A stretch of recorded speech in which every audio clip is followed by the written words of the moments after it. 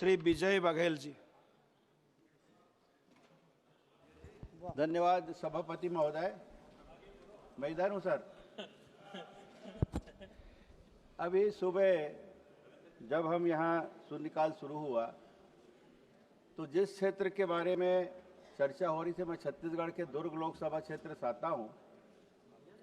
दुर्ग railway station में जो 25 जुलाई को घटना घटी, हमारे छत्तीसगढ़ के दूरस्थ अंचल आदिवासी क्षेत्र की 3 भोली भाली बेटियों को बहला फुसलाकर दुर्ग स्टेशन लाया गया, जहां पे 2 नन मिली और उनको आगरा ले जाने के लिए उन्होंने टिकट कराया था। एक बच्ची रो रही थी, उसको देख के कुछ जिम्मेदार लोग इकट्ठा हुए। ये 8:30 बजे सुबह की बात है। और जब उससे पूछा गया तो वो रो के सहमी हुई, बोली कि मुझे ज़बरदस्ती लाया गया है और मैं घर जाना चाहती हूँ।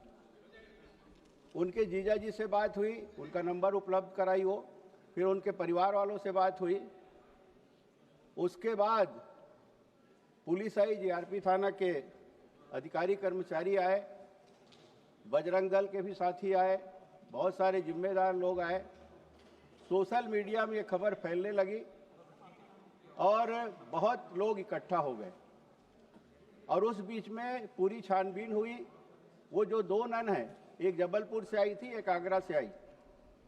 वो क्यों आई? पहली बार छत्तीसगढ़ आई और कहीं नहीं रुकी, स्टेशन में ही रुकी।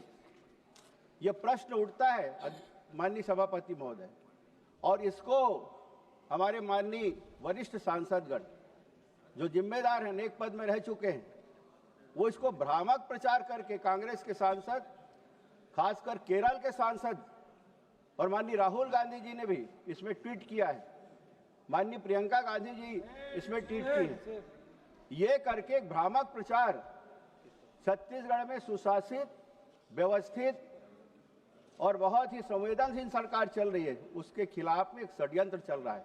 और वहां पे 2 धर्मों के बीच में लड़ाने के एक प्रयास इन कांग्रेस के जिम्मेदार सांसदों द्वारा किया जा रहा है, जो रवि निगम कर है। बहुत बहुत धन्यवाद। आप लोग बिना जानकारी के, क्या आपसे आप उन लोगों को जानती है? कहां से आई?